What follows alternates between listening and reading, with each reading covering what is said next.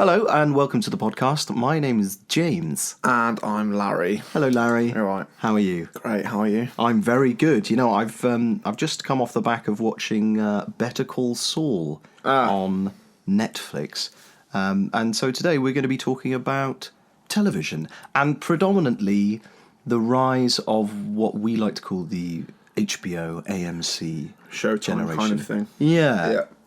Yeah, because it's obviously, in recent years, it's got very different, the way that we watch television, the way we consume it, the type of stuff that we watch. Yeah, I was talking to a friend about a year ago, and he said if you turn back time about 10, 15 years, the only things that you'd have had on offer were things like The Sopranos and The Wire, and that was about it. But now we've got things like Netflix, Amazon Prime, people stream online. So things change, and now we've got all of the shows. Yeah, so we're going to kind of come to those things in time. We're going to cover the sort of a rough history. We'll keep it brief, but that's the kind of stuff we're going to be talking about today, and particularly we're going to be talking about television because we're going to talk about things like Netflix. Yeah, and Netflix make films as well as television, but this is specifically about television. So. Yeah, I guess we could start about talking about the way in which we used to watch television, like when we were kids. So for me, it was a very quaint idea of watching Sunday night television, things like Heartbeat. Do you remember Heartbeat? Yeah, it's awful. It wasn't awful. Sunday night television to me is like the Antiques Roadshow, Which was great. and the Songs of Praise, Which was fantastic, and still going, by the way. Yeah, I know. I watched an episode of the Antiques Roadshow a few weeks ago with my mum because they went to where I'm near from, and she went along and we watched the entire episode and tried to see her. I spent an hour of my life watching Antiques Roadshow, And you loved it, I bet. we couldn't see her, and it was disappointing. But I bet you learnt a lot. Yeah, I learnt about Greek pottery, so that was good. Greek pottery. Greek pottery, and which ones are fake and which ones aren't, with Fiona Bruce. So that was lovely. Yeah, she does it now, doesn't she? She does. Yeah. Also for me, the idea of on-demand watching when we were younger would be a VHS. In fact, I used to record things. I used to set things that were going on through the night. Like, I used to watch Monty Python's Flying Circus quite a lot, but that was on at like 2 o'clock in the morning. Yeah. And I had school the next day. So I had to set the VHS to record it, and then I'd watch it in the morning with my boiled egg, and that was how it worked. My one was The Young Ones on the BBC. Yeah. And I remember I used to go and stay at my dad's on a weekend, and occasionally he'd let me stay up late to watch The Young Ones, and it's probably something I shouldn't have been watching at the age of like 8. But I feel like it's informed you in a number of ways. Probably. About how much I love Rick Mail. Yeah. It was The Young Ones at South Park. But there's a good comedy education. And obviously the old, like, what we talked about earlier with The Simpsons, when you used to watch Simpsons at 6 o'clock on BBC Two. Yes. Followed by Robot Wars, or what did you say, Star Trek? Next Generation. Yeah, I never watched Star Trek. No, I didn't either. I just remember that was when I went for tea. It was, and then it was like The Weakest Link, and like Neighbours was on before that. Of course, and Home and Away. Yeah. That moved from ITV to Channel 5, I think. Yeah, I always preferred Neighbours. Neighbours was really good. Yeah, Neighbours was the higher quality one. I agree. Of Australian soap dramas. I think so. Yeah, so I mean that was when we were younger. There wasn't so many options. Obviously, it was before the internet, for me at least. Yeah, dial-up didn't really offer anything in terms of any useful video. Yeah, I mean, my stepdad had a laptop that he'd bring over occasionally, and I'd try and use it to play RuneScape. But that was it. You didn't watch it because YouTube wasn't a thing. No, it wasn't. But 2006, YouTube 2005, started. 2006, yeah. I remember it because I was in high school and I found this website and I was like, I found this really cool website that no one seems to know about. And that was Pornhub. And now we're here 10 years later and it's like one of the biggest media outlets in the world. Yeah. It's changed a lot. And, so I think we can start to talk more now about what does exist now. So moving from that period of time when we were all watching Heartbeat and we were all watching Antiques Roadshow. I started to watch things like Lost. I watched. Yeah, everyone at school watched Lost. Which was on Channel 4. That must have been, it was at least 10 years ago. Yeah, it was a while ago. Because it was when I was about 14, I think. I never watched it, but everyone at school loved. No, I never watched Lost. It was what's his name that directed Star Wars, wasn't it? Yeah, Abrams. J.J. Abrams. Yeah, Bad Robot. Yeah. Yeah, and it had what's his name? The guy that played Sam Gamgee in Lord of the Rings. Was it him? Yeah, he was in it. Or was it Dominic No, not Montague? Sam. No, it's the Dominic Montague. Yeah. Yeah, Monaghan. Montagues and Capulets. Yeah, it was Dominic Monaghan. Dominic Monaghan. Yeah, there we go. He Yeah, said he was from the Republic. I'm so sorry. So yeah, I watched the first 2 series of Lost before it moved to Sky One, I think. yeah. This is very British-centric, this podcast, by the way. Apologies to anyone who might be listening overseas. But this is the filter through which we saw these things. Because we'll come on to it later, the idea of syndication. There are a lot of shows that are made for networks, say in the States, mostly in the States. Yeah. When they come over here, they end up becoming things like Netflix exclusives. Well, it's like the day that we're recording this is the day of the season premiere of season 6 of Game of Thrones, isn't it? And I Is know that a lot. today? Yeah, I think so. Today or tomorrow. But I've got a lot of American, Canadian friends that are saying, "Oh my god, I can't wait to watch it tonight." And then a lot of friends are just like, "Oh, I'm staying up till 2, 3 a.m. to watch it online as it's on like Stream It, 'cause obviously the time difference." Yeah, but it does come across to Sky Atlantic here. But I Does guess it? that's not. I think so, yeah. But that wouldn't be, like for like in terms of broadcast time. So it would be No. tomorrow maybe or later in the week. Yeah. I don't know exactly.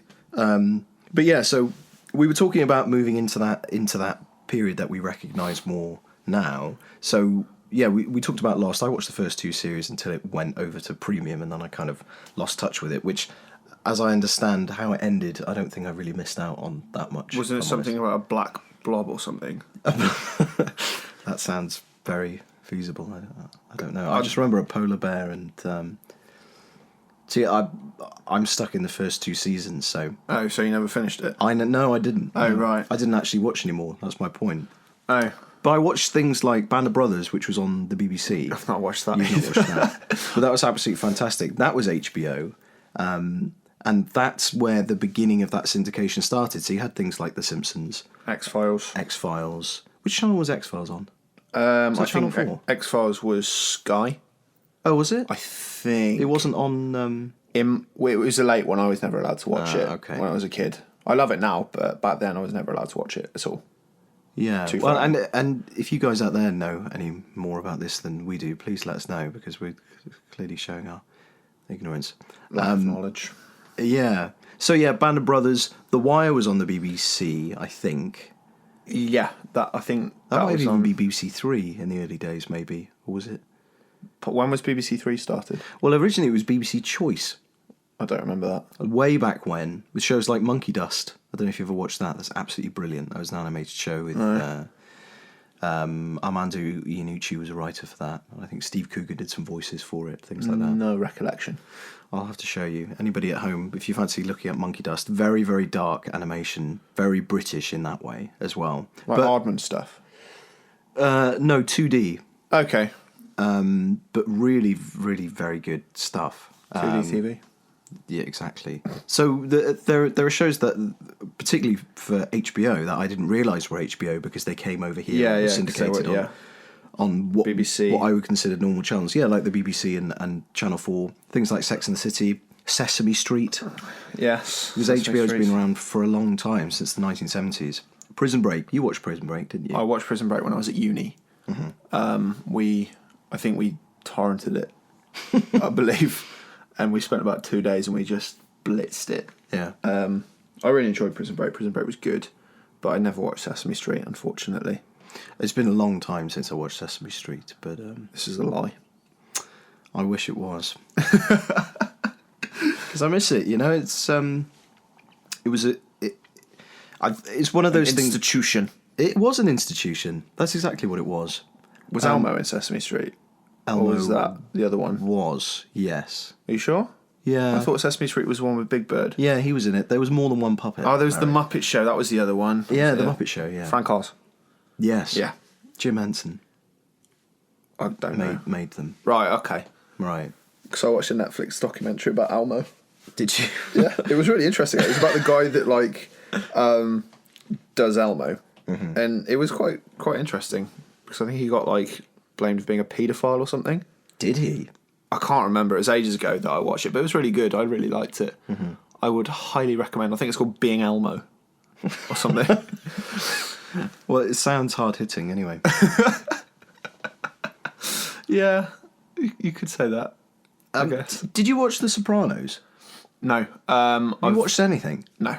No, okay. I watched The Simpsons, and I watched The Young Ones, The Bible. and The Bible, and I watched Playdays on CBBC. Playdays. I remember Playdays. Playdays was good. Playdays, Brum, Pingu. Brum. I actually recently went to the Motor Museum when they shot the opening sequences for Brum. I remember you when telling me driving that. through all the old I thought cars. it was in Birmingham, and you were just like, yeah, it no. is. It was in the Cotswolds. Right, because you were just like, no, it's not called Brum because it was in Birmingham. Brum is the Cotswolds. I was like, oh.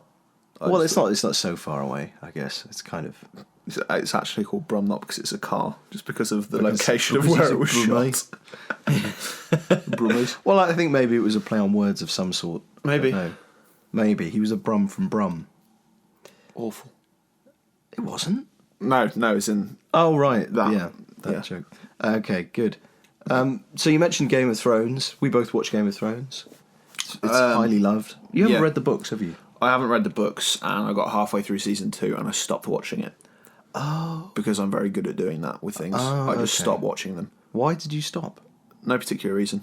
I just You got can't bored. stick to things. Yeah, I don't know if I got bored, but it's just so time consuming. Mm-hmm. And like I've got a lot of time on my hands to do stuff, but I just couldn't be like I've got it up on my shelf. I've got the season 2 Blu-ray that I never finished. But yeah, I liked it. And I thought that the characters was really good. I was really gutted when they killed off spoilers, when they killed off Sean Bean. But that's season 1, so... Yeah. I mean, if you haven't seen season 1 by now, then... We probably should have said at the top of the podcast, actually, that spoilers ahead. Spoilers ahead. Here be spoilers. There we go. Easy. But yeah, Game of Thrones is alright. But I did exactly the same with The Walking Dead. Mm-hmm. I got to the end of season 2, and I've got... Where is it? I've got season 3 on my shelf on Blu-ray, and I just never started it. No particular reason. Everyone I know loves The Walking Dead. But yeah, I watched the first series and I didn't follow it through because I thought it was really didn't good. grab me in that way. I thought it was all right, but I think maybe it's one of those ones you've got to kind of power through. Breaking Maybe. Bad, I remember. Breaking Bad was hard to get into. Yeah, When did I watched that at university, and it was just when I got Netflix for the first time, when I was finding out what Netflix was. yeah. And I think I blitzed the first 4 seasons in, I don't know, about 4 or 5 days. Mm-hmm. And I was telling all my housemates to watch it with me, and they just weren't interested. And then there was the long break when they, between season 4 and 5, and then between 5 there was a season half. 5. It was so annoying. It was a year between. I think it was like episode 8 and 9. Yeah, something like that. And a lot of shows do it now because The Walking Dead did it as well. They have a half season finale. That's become like the norm now. It's like splitting up films in a trilogy, like what they did with The Hunger Games, The Mockingjay, when they split it into 2. And Harry Potter. Yeah, Harry Potter, The Hobbit. Yeah, they did it with The Hobbit, didn't they? But that was just 3 films off one book. From one book, yeah. But it's just money. It's what they do for money. Well, and also, I think I read an interview somewhere with the showrunner from Breaking Bad, and he said that they actually, when they started writing season 5, they didn't know where it was going to end. Yeah. And in fact, when they had that mid-season break, they still didn't know where it was going to Well, end. I think they did they made a lot of it as they went along. They did. I remember, what's the guy that plays Jesse called? Aaron Paul. Or Aaron Paul, yeah. They were going to kill him off at the end of season 1. But they were so impressed with his acting that they just kept him.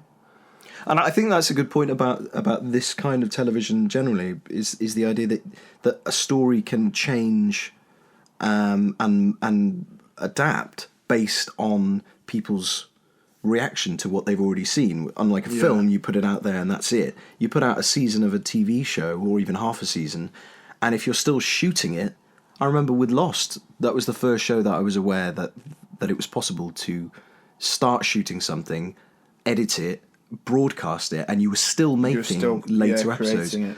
So, and with the internet now and instant feedback and everything, it's possible for people to be able to change the shows that they're watching, which I think is really interesting. Well, I mean, I have the controversial opinion that I thought Breaking Bad was really overrated. I thought it was good. I thought it was very good. But the amount of hype that it received, like, it just... I don't think it was deserved. It was great, but I don't know. I'm in the same boat, I think, because I watched it through twice, and the second time I remember not enjoying it, obviously not enjoying it as much, but kind of seeing where there were holes in it, where it was stretched a bit too thin, especially in the last season. So it's got its ups and its downs, but it's certainly a quite an interesting way to run things. Yeah. We just talk about Netflix quickly. Yeah, sure. Before we go on too long.